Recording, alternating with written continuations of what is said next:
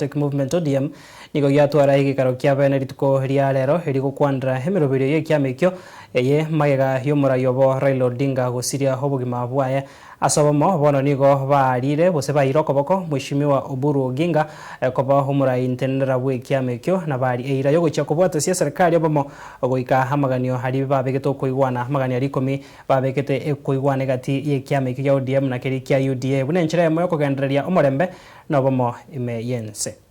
Endorse Honorable Dr. OBURU Oginga as the new acting party leader and urge the party rank and file to accord him all the necessary support and cooperation to enable him guide the party through this difficult time.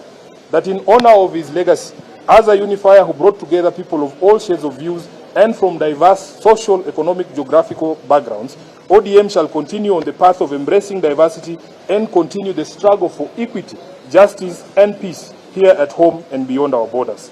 That in line with the wishes and demands of millions of Kenyans whose lives he touched, the party will hold memorial services in many different parts of the country to enable those many admirers interact with and with his sudden departure. Memorial venues or the memorials are planned for the following areas.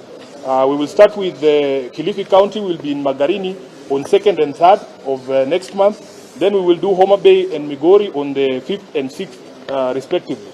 That given the love Right Honorable Raila had for ODM, we believe he has joined the nearest branch of ODM in heaven. We shall honor him here on earth by strengthening existing branches and opening new ones to allow as many of his supporters as possible stay closely with him via the party. That as part of the strengthening and spreading the reach of the party, the ODM at 20 celebrations will proceed on the 14th, 15th and 16th of November in Mombasa County, accompanied by activities aimed at cementing the unity and solidarity within the party.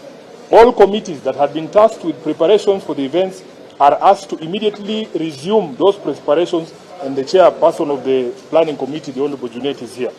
As the top leadership of this party, we shall pursue all causes he dedicated his life to, do everything within our power to uphold the unity of the party and apply lessons learned from our departed leader and comrade in the service of the people of Kenya, who he loved and fought for.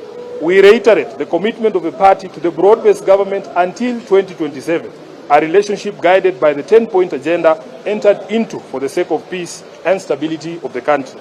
Rest in peace, Baba. Rest in peace, our party leader. Rest in peace, the people's president and comrade, the Right Honorable Raila Amolo Odinga.